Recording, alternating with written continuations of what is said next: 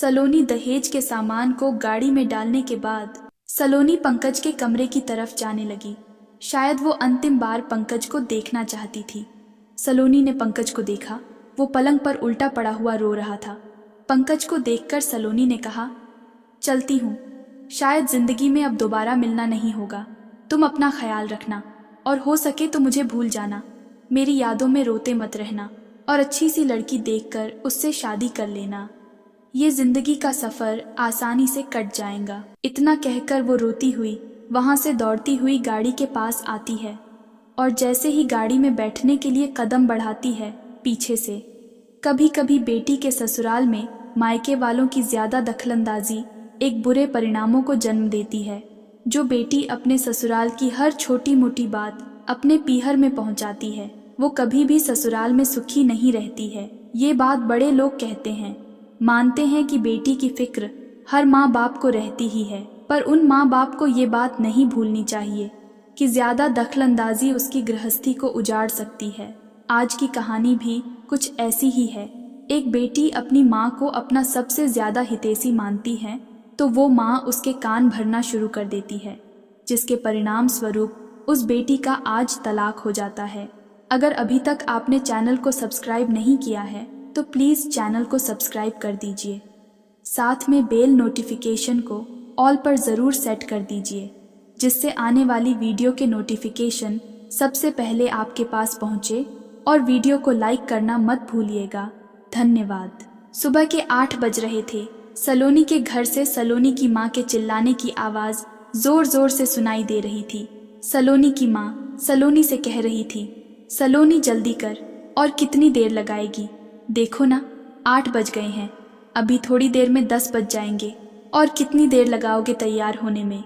मैंने ऑटो वाले को फ़ोन कर दिया है, बस वो अभी आधे घंटे में आता ही होगा। सलोनी को और सलोनी की माँ को आज कहीं पर जाने की बहुत ज़्यादा जल्दी हो रही थी। सलोनी की माँ सलोनी से कह रही थी, आज इतने सालों की लंबी लड़ाई का अंत हो जाएगा। हर 3 महीने के बाद वही कोर्ट का चक्कर लगाओ। रोज़ रोज़ कोर्ट का चक्कर लगाकर मैं थक गई हूँ।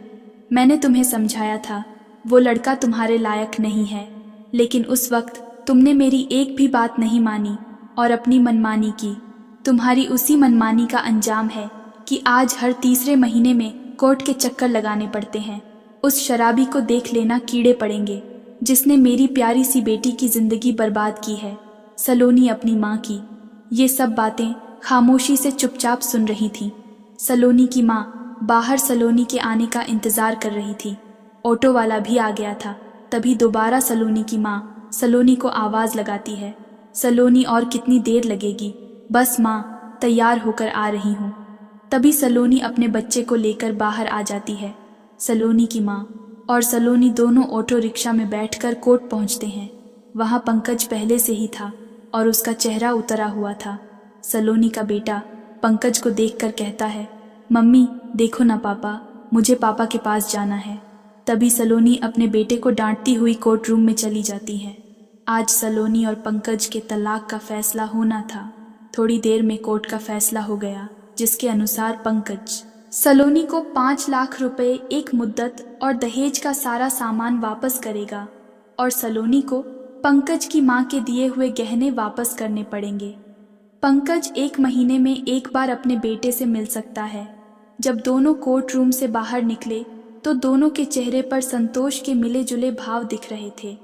सलोनी की मां स्नेहलता बार बार दहेज के सामान की निशानदेही के लिए कोर्ट रूम में भी बड़बड़ा रही थी। बाहर निकलते ही पंकज को सुनाकर कहने लगी, बेटी आज और अभी चलकर सारा दहेज का सामान ले ले। बाद में क्या भरोसा है इस शराबी का, सारे दहेज के सामान को शराब में उड़ा दे। पंकज चुपचाप स्नेहलता की कड़वी कड़वी बातें सुनता जा रहा था। सलोनी ने कहा, जैसा आपको अच्छा लगे माँ, आप वैसा ही कीजिए। पंकज के साथ कुछ लोग थे, वो सब थोड़ी देर बाद चले गए। फिर सलोनी, उसकी माँ और पंकज एक ही टैक्सी में बैठकर पंकज के घर आ गए। सलोनी और पंकज की शादी को 12 साल हो गए थे। दोनों 8 साल तक ही साथ रह पाए थे। आज सलोनी 4 साल के बाद आखिरी बार अपने घर आई थी। जैसे ही सलोनी ने घर की दहलीज पर अपना कदम रखा, उसकी आंखों के सामने वो सब पुराने दृश्य घूमने लगे। जब वो दुल्हन बनकर इस घर में आई थी तब इस घर की दहलीज पर उसका कितने अच्छे से स्वागत हुआ था। ये सब सोचकर सलोनी की आंखों में आंसू आ जाते हैं, क्योंकि आज अंतिम बार इसके कदम अपने बनाए हुए घर की दहलीज को छू रहे थे। आज यहाँ से जाने के बाद सलोनी दोबारा कभी भी यहाँ लौटने वाली नहीं थी। कितनी शिद्दत से दोनों ने मिलकर इस घर की नींव रखी थी। कितने अरमान बसे थे इस घर में। इसी घर की छत के नीचे दोनों हर साल साथ रहने की कस्में खाया करते थे। सलोनी ने एक एक पाई पाई जोड़कर इस गुलस्ता को सजाया था। इस घर को सजाने के लिए एक एक सामान कितने प्यार से खरीदा था। आज सब कुछ उसकी आंखों के सामने बिखर रहा था और वो बस खड़े खड़े देखे जा रही थी। सलोनी के दिल के कोने में आज भी एक कसक थी घर से बिछड़ने की। दोनों ने प्रेम विवाह किया था घर वालों की मर्जी के खिलाफ। सलोनी के घर वाले इस शादी से खुश नहीं थे, लेकिन बेटी की जिद के आगे मजबूर हो गए थे। जबकि पंकज के घर वाले तो पंकज से नाराज थे। इस कारण पंकज ने अपने घर वालों को छोड़ दिया था। इसी कारण पंकज शहर में रहता था और उसका पूरा परिवार वही गांव में ही रहता था।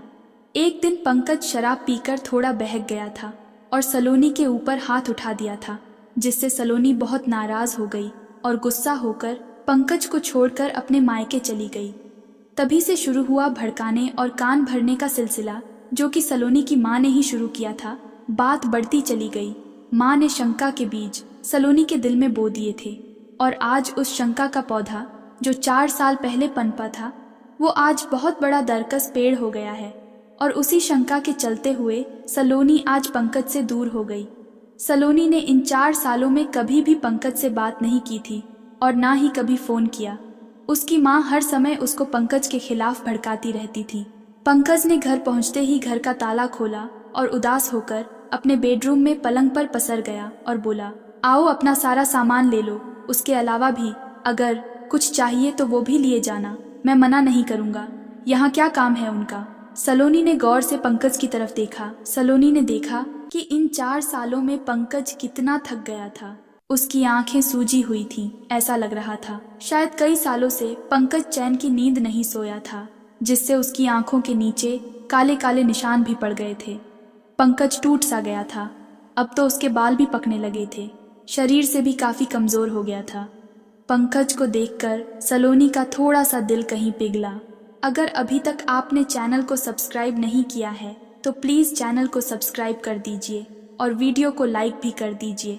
तभी सलोनी की माँ सलोनी को आवाज लगाती है, सलोनी कहाँ हो, जल्दी करो, मेरे को तो कोई सामान मिल ही नहीं रहा है, लगता है बेच दिया होगा इस शराबी ने। आज ना जाने क्यों सलोनी को अपनी माँ के मुंह से पंकज को शराबी कहना अच्छा नहीं लगा। वो जोर से तिलमिलाती हुई अपनी माँ से बोली, माँ क्या बोल रही हो, जरा चुप भी हो जाओ। तभी पंकज ने कहा, स्टोर रूम में सारा सामान बंद पड़ा है। सलोनी मन ही मन में सोच रही थी, कितना पुराना सामान है, शायद आधा तो रखे रखे हुए ही खराब हो गया होगा। पर सलोनी अपनी माँ की जिद के आगे मजबूर थी। सारा सामान लिस्ट से मिला मिलाकर सलोनी ने पैक कर लिया। मैंने सब कुछ रख दिया है। ये कहते हुए सलोनी स्टोर रूम से बाहर आ गई। बाहर आती हुई सलोनी को देखते हुए उसकी माँ बोली, तू तो पगली है, तू जा उसे गहने दे दे, मैं और चेक कर लेती हूँ। ये कहते हुए गहनों की पोटली सलोनी के हाथों में देते हुए स्नेहलता स्टोर रूम में चली गई। सलोनी गहनों की पोटली लेकर वहां आई जहां पंकज बैठा हुआ था। सलोनी उस सोफे पर बैठ गई जिसको बनवाने के लिए उसने पंकज का विरोध भी झेला था। सलोनी गहनों की पोटली पंकज को पकड़ाते हुए कहने लगी, ये संभालो अपनी माँ के दिए हुए गहने, चेक कर लो पूरे हैं ना। पंकज गहनों की पोटली सलोनी को देता हुआ कहने लगा, तुम रख लो, ये मेरे किसी भी काम के नहीं है, बुरे वक्त में तुम्हारे काम आएंगे। अभी बहुत बड़ी उम्र गुजारनी है तुम्हें, कम से कम इनकी कीमत 5-7 लाख रुपए होगी। तो सलोनी कहने लगी, फिर वो नगद 5 लाख रुपए मैं नहीं लूंगी, वो तुम रख लेना, तुम्हारे भी काम आएंगे ज़रूरत पड़ने पर। और इतना कहकर सलोनी ने दूसरी तरफ मुंह फेर लिया। शायद उसकी आंखें गीली हो गई थीं, उसको छुपाने की कोशिश कर रही थी। पंकज सोफे से उठा और कहा, तुम रख लो, ये पैसे तुम्हारे हैं, अकेले में काम आएंगे, तुम्हें किसी के ऊपर डिपेंड नहीं रहना पड़ेगा, इन पैसों से तुम अपनी लाइफ सिक्योर कर लेना। इतना कहकर पंकज अंदर कमरे में चला गया। स्नेहलता गाड़ी में सामान रखने में चली गई थी। तभी सलोनी को पंकज से बात करने का मौका मिल जाता है।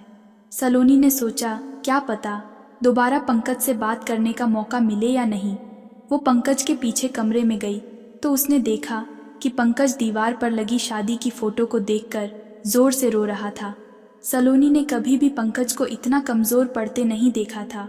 वो मन में थोड़ा खुश भी थी पंकज से तलाक होने पर वही दूसरी तरफ पता नहीं उसको पंकज का रोना अच्छा नहीं लग रहा था। लेकिन फिर भी वो पंकज को देखकर कमजोर नहीं पड़ना चाहती थी। सलोनी अपना दिल पत्थर करके पंकज को बोली, इतनी दुख और चिंता मेरी थी तो तलाक क्यों दिया था। तब पंकज सलोनी को देखकर अपने आंसुओं पोंछता हुआ बोला, तलाक तुमने दिया है मुझे, मैंने नहीं कहा था कभी तलाक के लिए तुम्हें। सलोनी ने कहा, इन 4 सालों में तुमने कभी मुझसे बात करने की कोशिश ही नहीं की। तुम माफ़ी भी तो मांग सकते थे मुझसे। तब पंकज ने कहा, किससे माफ़ी मांगता, जब भी फ़ोन करता था हमेशा तुम्हारे घर वाले फ़ोन काट देते थे और मुझे मारपीट की धमकी देते रहते थे। मैं तो यहाँ अकेला रहता हूँ, मेरे सब घर वाले तो गांव में रहते हैं। तुमको मैंने कितने फ़ोन कॉल किए थे लेकिन तुमने कभी मुझसे बात नहीं की। इन 4 सालों में तुम्हें मेरी एक बार भी याद नहीं आई। तुमने एक बार भी नहीं सोचा मैं कैसा हूँ, मैं ठीक से खाता भी हूँ या नहीं, मैं ठीक से सोता भी हूँ या नहीं। इतनी नफरत करने लगी थी तुम मुझसे। गलती सबसे होती है यार, लेकिन इसका मतलब ये नहीं कि बात ही ना की जाए। मानता हूँ कि रिश्तों में उलझने हो ही जाती है तो उनको साथ बैठकर मिलकर सुलझाया भी तो जा सकता है। ये सुनकर सलोनी बोली, तो तुम घर भी तो आ सकते थे। पंकज बोला, हिम्मत ही नहीं जुटा पाया। तभी सलोनी की माँ आ जाती है और सलोनी को डांटती हुई बोलती है, अब ज्यादा मत आ तू इसकी बातों में, आज से तुम्हारा इसके साथ रिश्ता खत्म हो गया है। अब चल बाहर चलकर दूसरे कमरे में बैठ। अभी तक गाड़ी में पूरा सामान भी नहीं आया है, जब तक दूसरी गाड़ी नहीं आ जाती यही इंतजार करना पड़ेगा। सलोनी दूसरे कमरे में अपनी माँ के साथ बैठ जाती है। सलोनी को रह रहकर पंकज की पुरानी यादें आने लग जाती है कि कैसे पंकज उसकी हर छोटी से छोटी ख्वाहिश का ख्याल रखा करता था। एक बार सलोनी को तेज बुखार हो जाता है, तब पंकज सारी रात उसके पास बैठकर उसके माथे पर गिला रुमाल डालता रहता है। सलोनी बाहर कमरे में अपनी माँ के साथ बैठी थी, पर उसका दिल पंकज के पास जाने को मचल रहा था। बार बार उसे पंकज की केयरनेस याद आ रही थी। उसका दिल भर आया था, ऐसा लग रहा था जैसे सलोनी अब भी रो देगी। जब उससे वहां नहीं रुका गया तो माँ की बात को अनसुना करके भागकर फिर घर के आंगन में आ गई। आंगन में देखा कि तुलसी और केले का पौधा सूख रहा था। कितनी पूजा करती थी वो तुलसी की, घर में बड़े जतन से लगाई थी। सलोनी ने तुलसी हमेशा घर में खुशहाली रहे। सलोनी तुलसी और केले के पौधे में पानी डाल रही थी। तभी पंकज आया और बोला, आज पानी डालने से क्या होगा, सुख जाने दो इन्हें, वैसे भी तुम्हारे जाने के बाद ये सुख ही जाएंगे। इतना कहता हुआ पंकज कमरे में चला गया।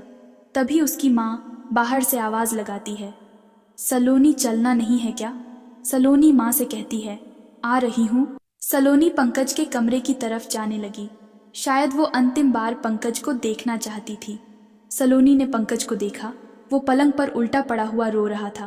पंकज को देखकर सलोनी ने कहा, चलती हूँ, शायद जिंदगी में अब दोबारा मिलना नहीं होगा। तुम अपना ख्याल रखना और हो सके तो मुझे भूल जाना। मेरी यादों में रोते मत रहना और अच्छी सी लड़की देखकर उससे शादी कर लेना। ये जिंदगी का सफ़र आसानी से कट जाएगा। और तुरंत भागती हुई बाहर की तरफ आ गई। शायद अब वो कमज़ोर पड़ रही थी, उसकी आंखों से आंसू बह रहे थे। रोती हुई वो गाड़ी में बैठ गई और गाड़ी चलने लगी। तभी पीछे से पंकज की चिल्लाने की आवाज़ आई। पंकज घुटनों के बल बैठा हुआ था और तेज स्वर में रोता हुआ बोला, सलोनी मुझे माफ़ कर दो प्लीज़, मुझे छोड़कर मत जाओ, मैं अकेला नहीं जी पाऊंगा। तुम्हारे बिना मुझे ये घर खाने को दौड़ता है। 4 साल तुम्हारी यादों में मैं रोता रहा हूँ। अगर तुम मुझे छोड़कर चली गई तो मैं मर जाऊंगा। सलोनी तुम मेरी ज़िंदगी हो, तुम्हारे बिना मैं एक पल भी नहीं जी सकता हूँ। 4 साल तुम्हारी यादों में मैंने तड़पते हुए काटी है। प्लीज़ मेरे पास वापस लौट आओ, मैं तुमसे हाथ जोड़कर माफ़ी मांगता हूँ, प्लीज़ लौट आओ ना। पंकज घुटनों के बल बैठा हुआ फूट फूट कर रो रहा था। सलोनी के कान शायद यही सुनने के लिए तरस रहे थे। 4 साल से सलोनी ये सब सुनने के लिए तरस रही थी। तभी सलोनी गाड़ी से उतरती है और पर्स में से अदालती कागज़ों को निकालकर फाड़ देती है और दौड़कर पंकज को गले लगाकर रोने लग जाती है। दोनों एक दूसरे के लिपट कर बहुत ज़ोर से रो रहे थे। रोती हुई सलोनी बोली, मैं कहीं नहीं जाऊंगी, मैं यही तुम्हारे पास रहूंगी। सलोनी की माँ गाड़ी के पास दूर खड़े होकर 2 दिलों को मिलते हुए देख रही थी और सोच रही थी कि कोर्ट का आदेश भी 2 दिलों के आगे कुछ भी मायने नहीं रखता है। उन्होंने कितनी कोशिश की थी दोनों को दूर रखने की, लेकिन जब दोनों को खुद की गलती का एहसास हो गया तो दोनों एक हो ही गए। स्नेहलता अपनी आंखों के आंसू पोंछते हुए सोचती है, काश मैंने अपने अहम को मारकर इन दोनों को पहले मिल लेने देती तो आज बात यहाँ तक नहीं पहुँचती। स्नेहलता ने गाड़ी वाले को कहा कि सामान उतार कर अंदर रख दे और वो आगे बढ़कर पंकज और सलोनी से माफ़ी मांगती है। दोस्तों, पति पत्नी के संबंध में थोड़ी बहुत खटास आ ही जाती है, पर इसका ये मतलब नहीं होता है कि वो दोनों एक दूसरे से अलग हो जाए। बड़े लोग कहते हैं, जिस लड़की के ससुराल में उसके घर वालों की ज़्यादा दखल अंदाजी होती है वो लड़की ससुराल में कभी भी सुखी नहीं रह सकती है। रिश्तों के अंदर कभी भी अहम नहीं होना चाहिए, अहम रिश्तों का नाश कर देता है। मैं उन माँ बाप से बस इतना ही कहना चाहती हूँ, अपनी बेटी की गृहस्थी उजाड़ने की बजाय उसे बसाने की सोचो। बेटी को गलत शिक्षा देने की बजाय उसे अच्छी शिक्षा दो, ताकि ससुराल में वो आपकी और खुद की इज्जत बनाए रखे। कहानी कैसी लगी कमेंट करके ज़रूर बताइए, और चैनल को सब्सक्राइब नहीं किए हो तो चैनल को सब्सक्राइब करके जाना, साथ में वीडियो को लाइक करके बेल नोटिफिकेशन को ऑल पर ज़रूर सेट कर देना, जिससे आने वाली हर वीडियो के नोटिफिकेशन सबसे पहले आपके पास पहुँचे। मैं मिलती हूँ आपसे एक और नई कहानी में, तब तक के लिए धन्यवाद।